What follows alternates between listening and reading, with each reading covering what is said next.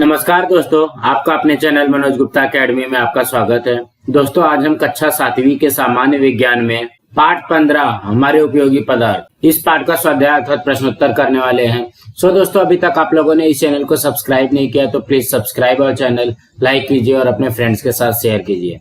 दोस्तों, आप लोगों के लिए मैथ्स के भी वीडियो बना करके इस चैनल के प्लेलिस्ट में अपलोड किया गया है, आप लोग वहां पे जा करके देख सकते हैं। ये है पाठ 15 हमारे उपयोगी पदार्थ, उसका स्वाध्याय करते हैं। पहले प्रश्न में क्या दिया गया, रिक्त स्थानों में योग्य शब्द लिखो।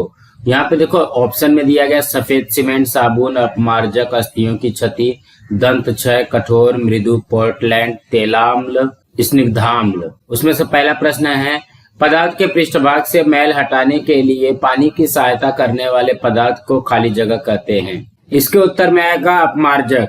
पदार्थ के पृष्ठभाग से मैल हटाने के लिए पानी की सहायता करने वाले पदार्थ को अपमार्जक कहते हैं।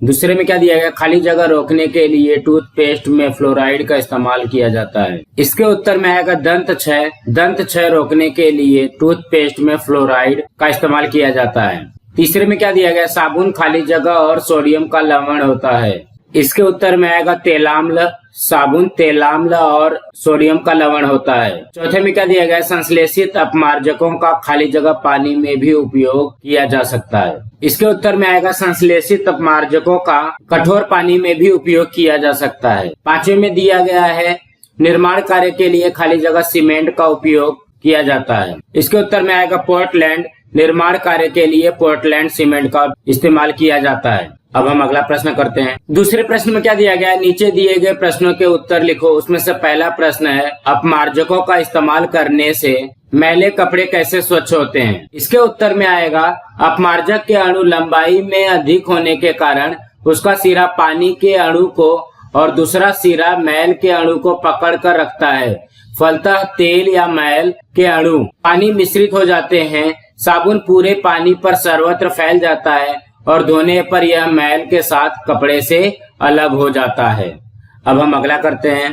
दूसरे में क्या दिया गया, क्या पानी कठोर है, इसकी तुम साबुन के चूर्ण की सहायता से कैसे जांच करोगे। इसके उत्तर में आएगा, कठोर जल में साबुन डालकर बनने वाली झाग की मात्रा द्वारा हम कठोर जल की पहचान करेंगे। पर्याप्त झाग न बनने का अर्थ है कठोर जल। अब अगला करते हैं। तीसरे में क्या दिया गया, टूथपेस्ट के महत्वपूर्ण घटक कौन से हैं, उनके कार्य स्पष्ट करो। इसके उत्तर में आएगा, दांतों को स्वच्छ करने वाला प्रलेप या चूर्ण ऐसा होना चाहिए जो मसूड़ों, दांतों तथा दांतों की हड्डियों को क्षति न पहुंचे। अब अगला करते हैं। चौथे में क्या दिया गया, सीमेंट के घटक कौन से हैं। इसके उत्तर में आएगा, सिलिका, चूना, एल्यूमिना, आयरन ऑक्साइड और जिप्सम सीमेंट के घटक हैं। अब अगला करते हैं। पांचवें में क्या दिया गया, कंक्रीट में सीमेंट का उपयोग नहीं किया गया तो क्या हो। इसके उत्तर में आएगा, कंक्रीट का मुख्य घटक सीमेंट ही है।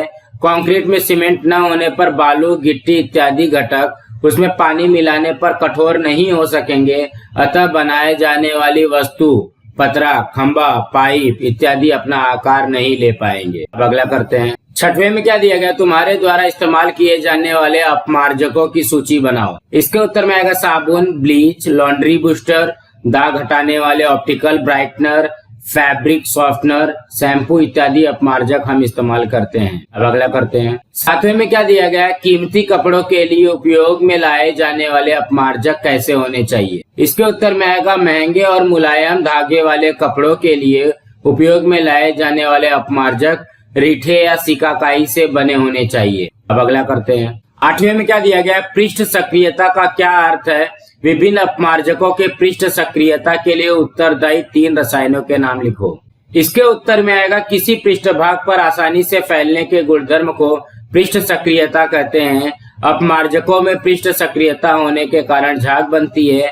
वसा, सल्फर ट्राइऑक्साइड, अल्कोहल पृष्ठ सक्रियता उत्पन्न करते हैं। अब अगला प्रश्न करते हैं। तीसरे प्रश्न में क्या दिया गया, हमारे बीच क्या समानताएं और क्या अंतर है। उसमें से पहला प्रश्न है, प्राकृतिक अपमार्जक और मानव निर्मित अपमार्जक। इसमें से हमको समानता भी बतानी है और उसका अंतर भी बताना है। तो सबसे पहले हम लोग देख लेते हैं समानताएं। क्या समानताएं, पहला है, दोनों का उपयोग स्वच्छता के लिए किया जाता है और दूसरा है, दोनों के द्वारा जल की प्रक्षालन क्षमता में वृद्धि की जाती है। और असमानताएं क्या है, अंतर क्या है, प्राकृतिक अपमार्जक और मानव निर्मित अपमार्जक। तो प्राकृतिक अपमार्जक में पहला क्या आएगा, यह प्रकृति में पाए जाने वाली वस्तुओं से प्राप्त होते हैं और मानव निर्मित में पहला आएगा ये विभिन्न रासायनिक पदार्थों द्वारा मानव के प्रयास से प्राप्त होते हैं। प्राकृतिक में दूसरा आएगा, इनमें सेपोनिन नामक प्राकृतिक रसायन होता है।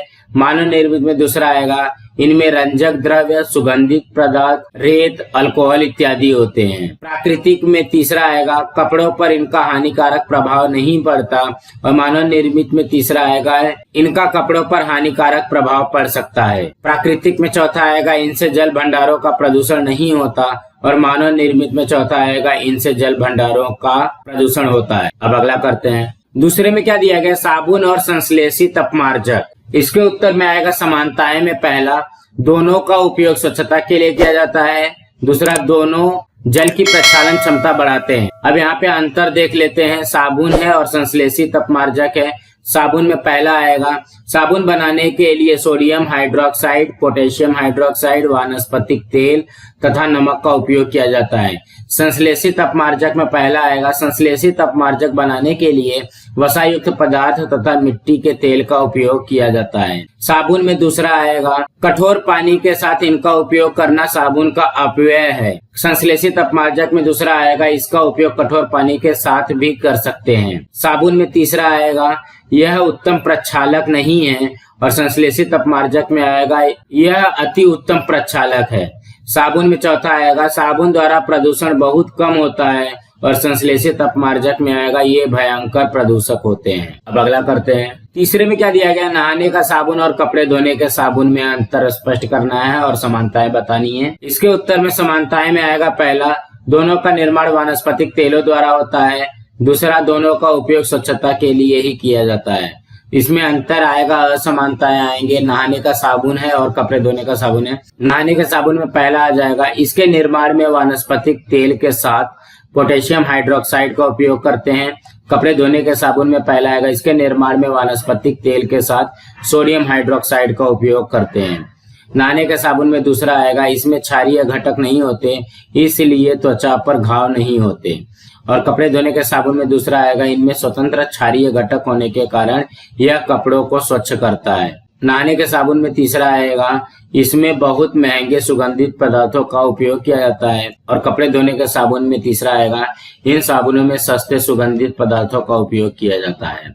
अब हम अगला करते हैं। चौथे में क्या दिया गया, आधुनिक सीमेंट और प्राचीन सीमेंट। इसके उत्तर में समानताएं में आएगा, दोनों का उपयोग निर्माण कार्यों के लिए ही किया जाता है। तो इसमें अंतर क्या है, असमानताएं क्या है, आधुनिक सीमेंट है और प्राचीन सीमेंट है। तो आधुनिक सीमेंट में पहला आएगा, आधुनिक सीमेंट को पोर्टलैंड सीमेंट कहते हैं और प्राचीन सीमेंट को जलीय सीमेंट कहते हैं। आधुनिक सीमेंट में दूसरा, आधुनिक सीमेंट की गुणवत्ता उत्तम होती है। प्राचीन सीमेंट में दूसरा, प्राचीन सीमेंट की गुणवत्ता कुछ निम्न होती थी। आधुनिक सीमेंट में तीसरा, आधुनिक सीमेंट बनाने में सिलिका, चूने, एल्यूमिना, आयरन ऑक्साइड इत्यादि का उपयोग किया जाता है।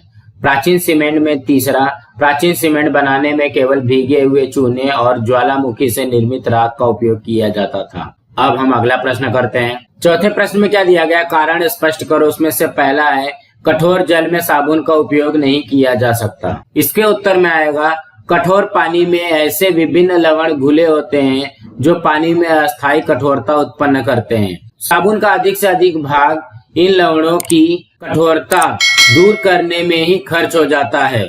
इससे झाग नहीं बनती, कपड़ा स्वच्छ नहीं होता, साबुन व्यर्थ में खर्च होता है। अब अगला करते हैं।